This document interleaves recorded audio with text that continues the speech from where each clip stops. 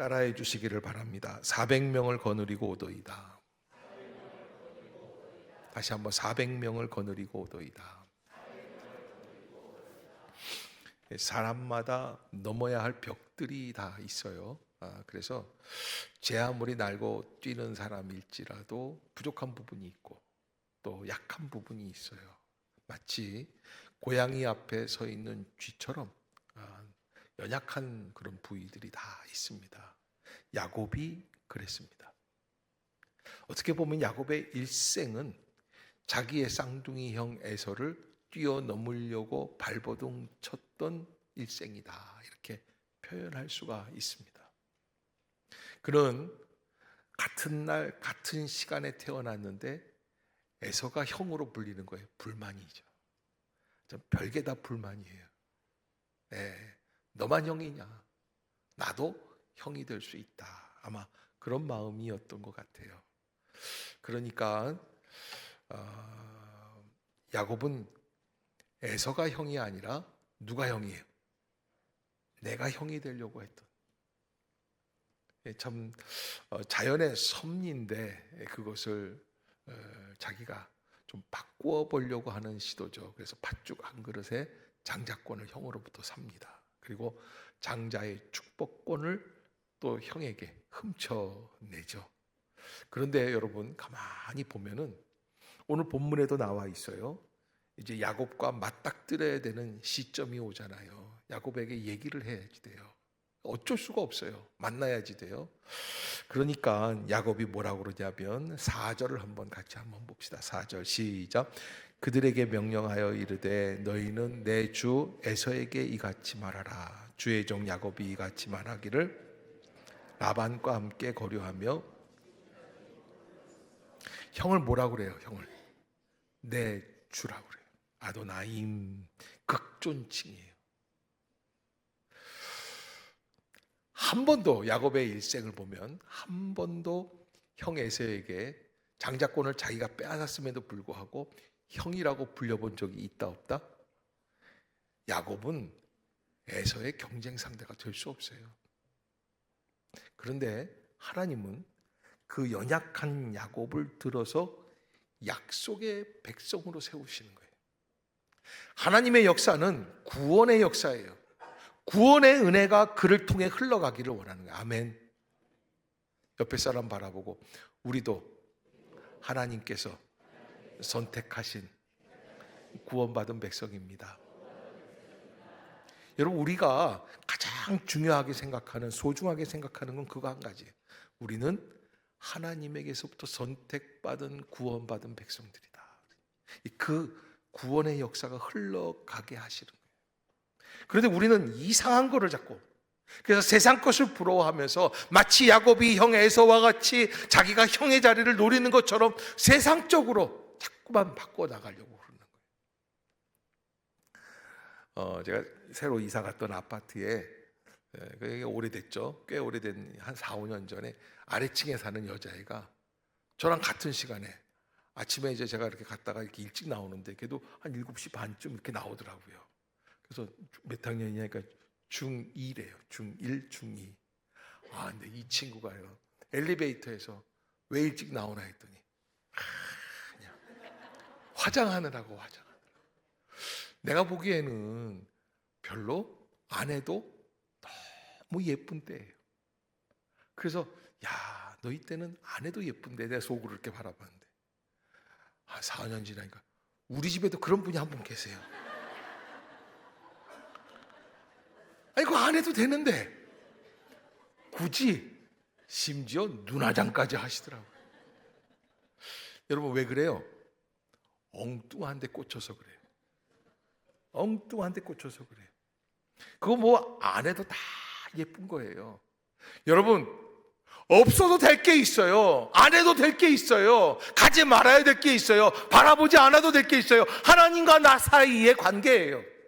하나님과 나만이 온전하면 되는 거예요. 아멘. 그 길을 갈 수 있는 거예요. 구원의 역사가 이루어지는 거예요. 내가 형이 되지 않아도 하나님의 구원의 역사, 하나님의 선택하심, 하나님의 섭리가 있는 거 달라요. 그 길을 가게끔 되어 있어요. 그런데 야곱은 계속 에서가 형인 것을 부러워하는 거예요. 그러니까 엉뚱한 데 꽂히면 세상 어려운 길로 가게 돼요. 불란서의 어느 뒷골목에 아주 유명한, 우리는 모르지만 파리에 아주 파스타를 잘하는 요리사가 새로 왔습니다. 저 지방, 불란서에서는 먹는데 목숨 거는 사람들이거든요. 그 사람들이. 그러니까 맛있게 한다 그러면 뭐 대단한 거고, 이 셰프라고 하는 사람들은 대단한 대접을 받게끔 돼 있고, 주방 그 하나를 완전히 장악해서 자기가 무슨 사령관 같은 그런 역할을 해요. 그런데 셰프가 새로 오면서 주방을 다 개편하고 그렇게 해서 맛있게 잘 될 줄 알았는데 시들어져요. 사람이 하나요? 심심해요. 그래서요, 주방장이 담배를 태우려고 뒤 골목 밖으로 나왔어요. 나왔는데 고양이들이 있어요.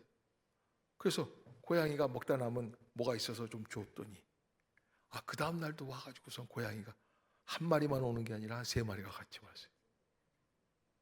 그 다음 날도 또 봤더니 3마리 줬더니 이번엔 6마리가 왔어요. 파리 그 골목에 고양이들은 다 모이기 시작해요. 주방장이요, 고양이를 연구하기 시작해요. 쟤들 입맛에 뭐가 좋을까? 여러분, 그 식당 됐겠어요? 안 됐겠어요? 문 닫는 거예요. 왜 문 닫게 돼요?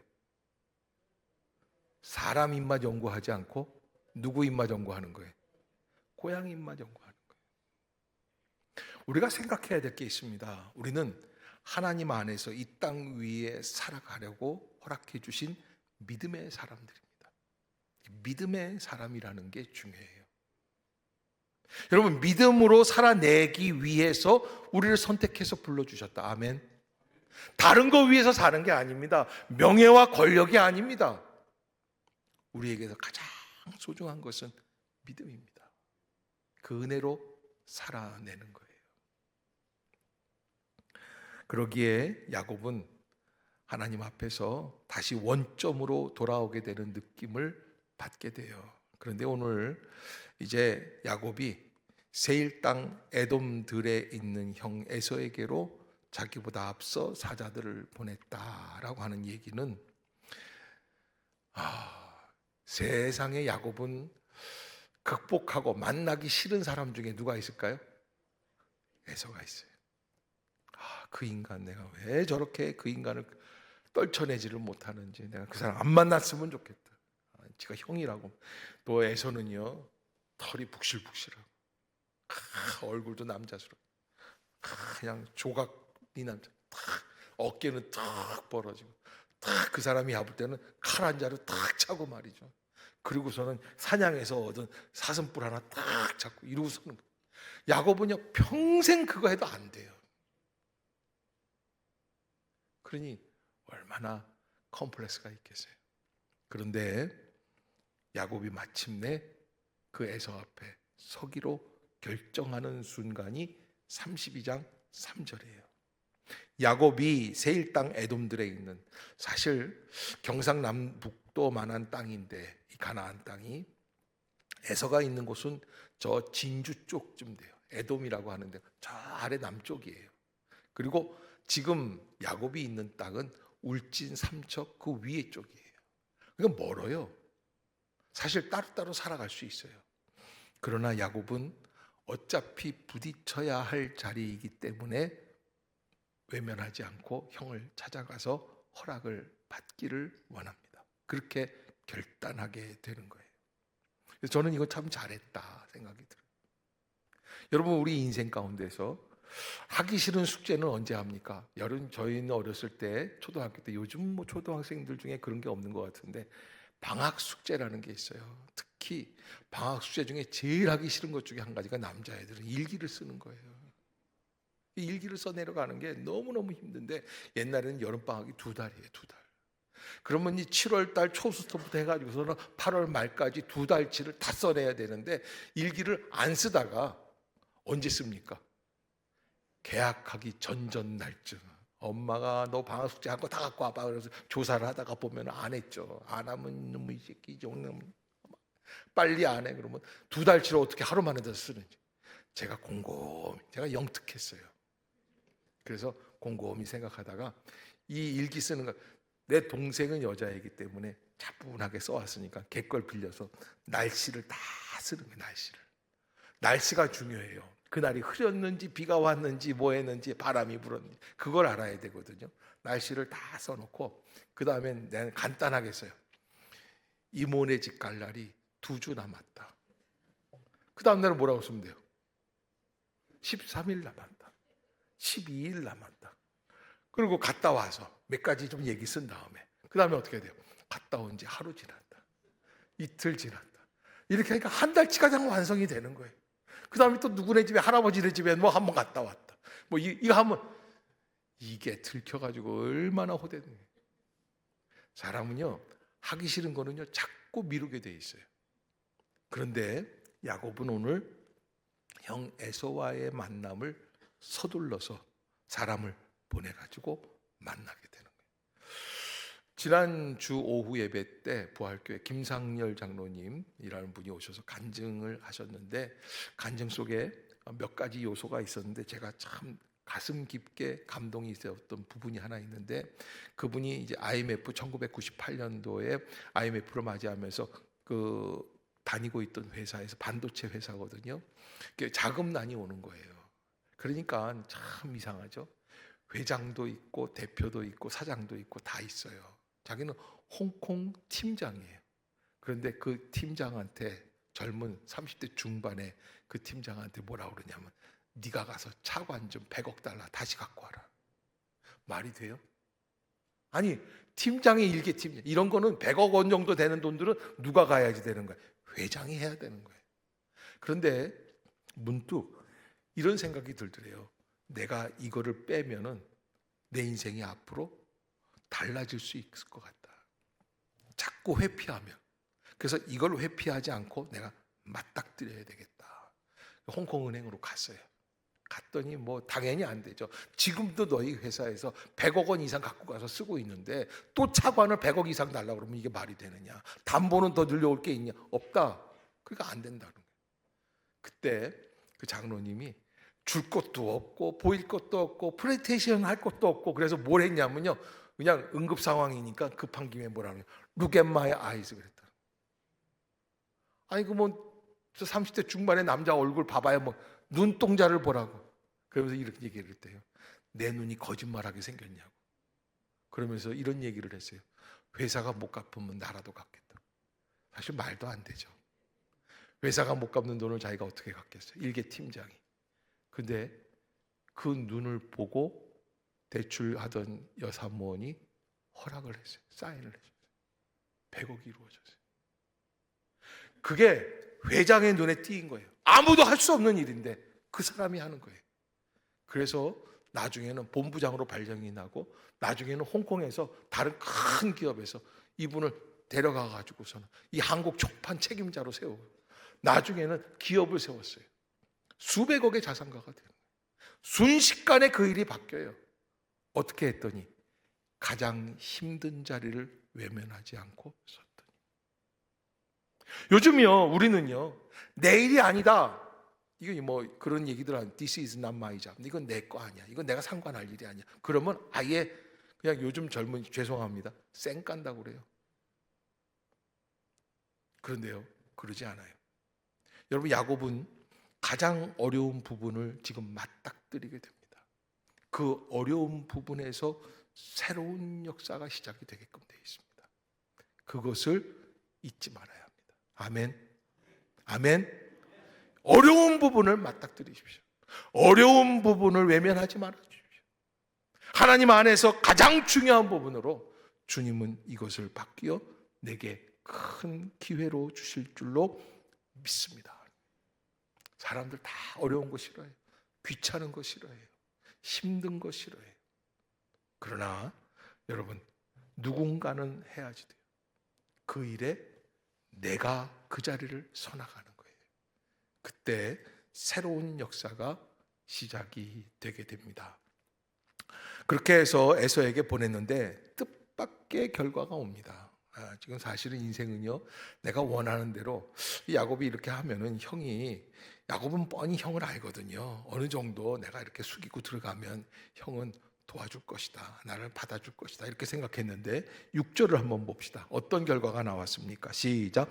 사자들이 야곱에게 돌아와 이르되 에서에게 이른즉 그가 400명 군대를 거느리고 주인을 만나려고 오더이다. 몇 명을 데리고 와요?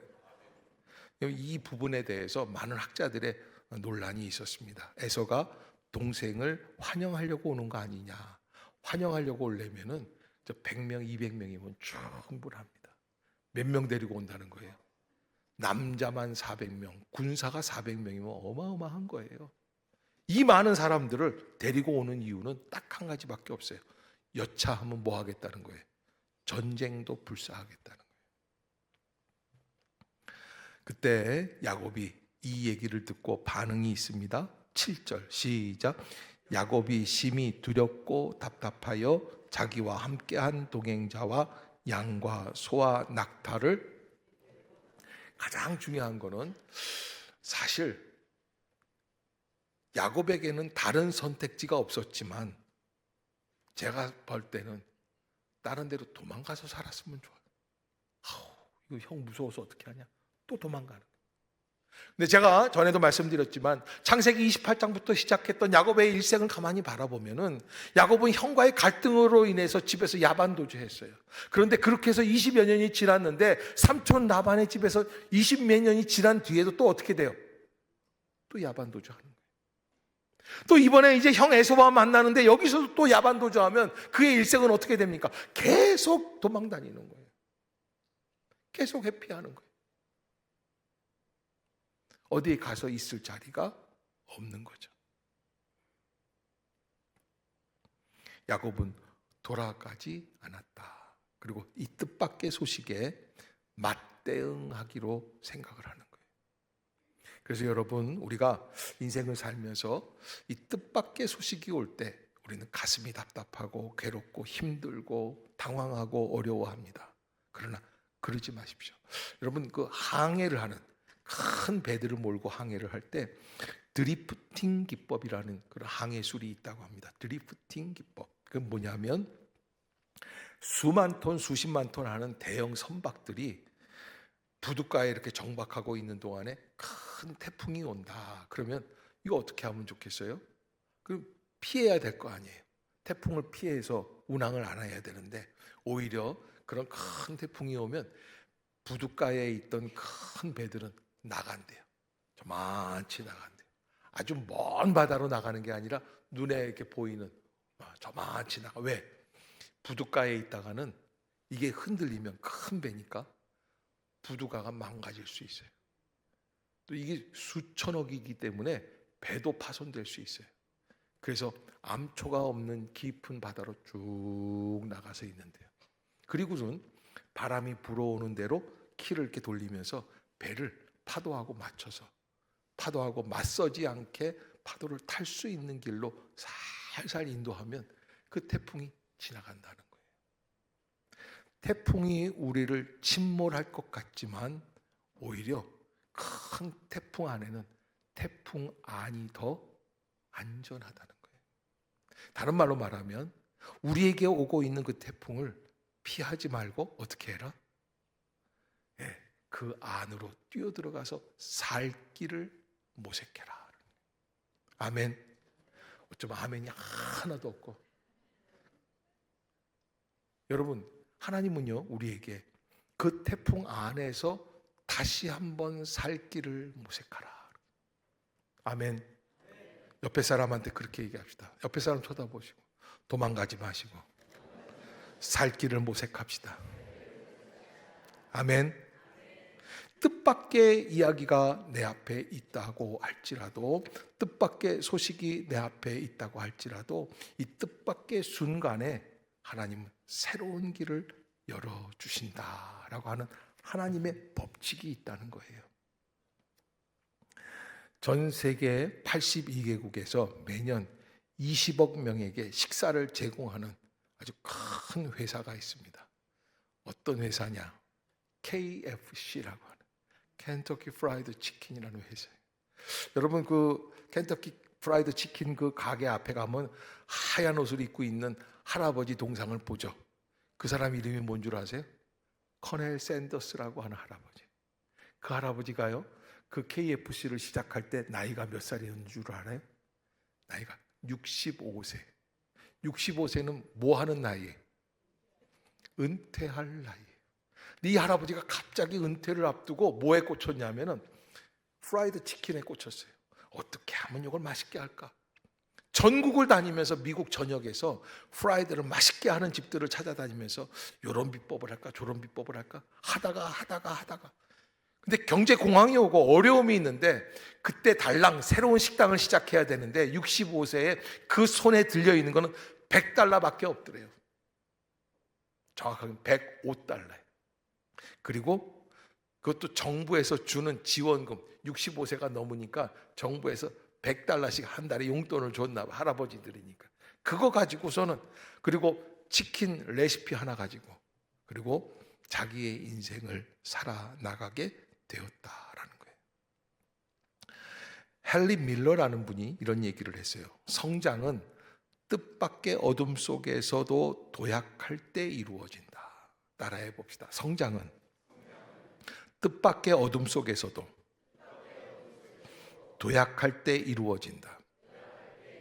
내 앞에 있는 뜻밖의 어려움들이 캄캄함이 올 때 있잖아요. 제가 전에도 한번 말씀드렸죠. 산기도 갈 때 보면은 밖에서 이렇게 볼 때는 산이 다 올라갈 만한 길이 있는 것 같지만 그 산 기슬로 이렇게 딱 들어가면요, 갑자기 캄캄해져요. 그 나무들 때문에 산그늘이 있어가지고 아무것도 안 보이고 칠흑 같은.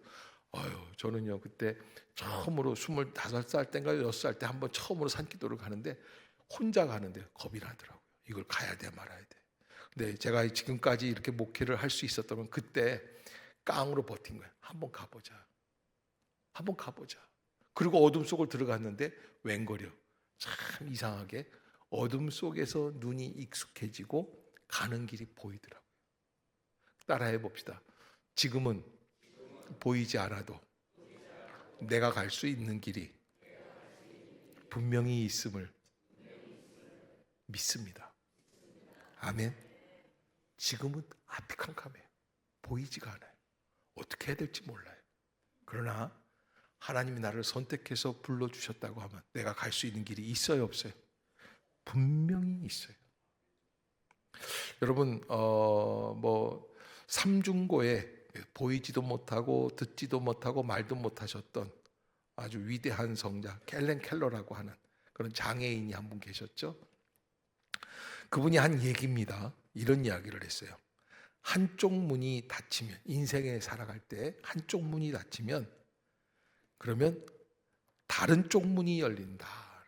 따라해 봅시다. 한쪽 문이 닫히면 다른 쪽 문이 열린다. 여러분, 우리가 인생을 살아가면서 내 인생에 한쪽 문이 덕덕 닫히려고 그래요. 닫혔어요. 그러면 뭘 생각해야 돼요? 다른 쪽 문은 열릴 수 있다. 아멘. 그 법칙을 가지고 나아가는 거예요. 그런데요, 사람들은요, 원망의 눈으로 무슨 문만 바라볼까요? 닫힌 문만 바라본다는 거예요. 우리를 향해 열려있는 또 다른 문을 그 닫힌 문만 바라보기 때문에 발견하지 못한다는 거예요. 여러분, 아주 위대한 세계적인 팝 가수 홀리오 이글레시아스라고 하는 유명한 가수가 있었습니다. 남자 가수인데 스페인 가수, 아주 멋있었습니다. 노래도 잘 부릅니다. 근데 사실 이 사람은요, 축구 신동이었어요. 축구 선수였어요. 축구 선수로 대성할 거예요. 레알 마드리드에서 일찌감치 골키퍼로 이렇게 예약을 했던 사람이에요. 그런데 어느 날이에요, 친구들과 놀러 가다가 교통사고가 나가지고서 1년 6개월 동안 병원 신세를 지게끔 되었어요. 다 꿈이 깨졌습니다. 아무것도 못합니다. 근데 그때부터입니다. 약 5년 동안 밤마다 그런 뭘 했냐면 라디오에서 나오는 음악을 들으면서 시를 썼다는 거예요. 참 대단한 사람이죠. 시에 꽂혔어요. 그러면서 마침내 5년 만에 라비다 시그 이구아르, 그래서 이게 무슨 얘기냐면 라틴어로 그래도 인생은 계속된다. 그래도 인생은 계속, 자서전 같은 노래겠죠. 그걸 해가지고 베니돔 음악제라는 데서 최우수상을 받고 가수가 되어서 전 세계적으로 이름을 날리게 되었습니다. 여러분, 우리가요, 시련이라는 걸림돌이 이 나를 넘어뜨리는 걸림돌이 아니라 걸림돌이 디딤돌이 될 수 있다는 거예요. 따라해 봅시다. 걸림돌이 믿음으로 디딤돌이 되는 줄 믿습니다. 아멘. 그래서 이런 학자가 있어요. 테데스키라고 하는 심리학자인데 이 트라우마 요즘은요 6살짜리도 트라우마 얘기를 하더라고요. 저 트라우마 있어요. 예. 무슨 일 있으면 저 트라우마 있어요. 예. 그래서 이 트라우마가 사실은 부정적인 결과를 우리에게 주는 게 아니라는 거예요. 이 상처는 긍정성을 갖고 있는 상처라는 거예요. 아멘. 따라해 봅시다. 나는 믿음으로 트라우마를 극복하겠습니다. 야곱은 그 일을 하기 시작을 해요. 그리고 하나님 안에서 어떻게 하든지 형의 마음을 녹이려고 그래서 새로운 방법을 모색하게 됩니다. 그런데 이게 모색하긴 하는데 사실 좀 잘못 모색을 해요. 그래서 기대하시라 개봉박도 다음 주 하나님이 그걸 바꿔주시는데 사실은 이제 오늘 이 13절부터 이게 이제 16절까지 이게 야곱이 준비한 선물, 뇌물이에요. 그러니까 이 사람은요 머리 계산으로 하나님을 그렇게 만나고 하나님이 말씀을 주시고 그랬는데도 불구하고 이 사람이 기도를 했는데도 뭘 준비하냐면 뇌물을 준비하는데 14절에 보면 암염소가 200마리, 순염소가 20마리, 암양이 200마리, 순양이 20마리 뭐 이렇게 쭉 있는데 이게 어떻게 하냐면 9대를 이루어요. 9대. 그러니까 9그룹을 주는. 그래서 쭉 암염소가 매 하고서는 쭉 200마리가 가는 거예요. 이거 뭐야? 에서가 물을 거 아니에요. 그러면 당신의 종 야곱이 보내는 선물입니다. 뭐 이런 걸 보내고 있어? 내가 암염소 달라고 그랬어? 그랬을 텐데 또 그 다음에는 순염소가 매 하고 따라가는 거예요. 이거 뭐야? 당신의 종 야곱이 보내는 선물입니다. 또 세 번째는 암양 200마리가 매하고 계속 매하고 오는 거예요. 9번이나 마음이 풀릴까 안 풀릴까? 그 계획을 딱 했는데 그런데 형은 안 풀리고 계속 와요. 다음 주에 야곱은 요 난관을 어떻게 극복해 나가느냐? 다음 주에 와야 되겠어요? 집에 있어야겠어요? 와야지 돼요. 네. 다음 주에 와서 함께 야곱이 이거 어떻게 그게 이제 굉장히 중요한 아주 키포인트 야곱의 일생의 전환점이 되는 분기점이 되는 자리예요. 여러분들이 꼭 잊지 마시고 믿음으로 그래서 우리 이제 새봄인데 하나님께서 주시는 이 2024년 이제 새롭게 시작하는 3월의 봄을 나는 어떻게 해요? 비겁하게 도망가는 사람이 아니라 또 집에서 아프지도 않는데 영상으로 예배드리는 분. 제가 어느 카메라 봐야 돼? 저 카메라 봐야 돼? 좋은 말로 할 때 빨리 오세요. 비겁하게 이불 속에서 예배드리지 말고 나와서 이 안에서 함께 예배를 드립시다. 하나님께서 우리에게 주신 이 어려운 상황들을 내가 어떻게 극복해 나가야 하는가 하는 것. 야곱의 지혜를 우리가 한 번 더 생각해 볼 수 있는 그런 계절이 되시기를 주의 이름으로 축복합니다.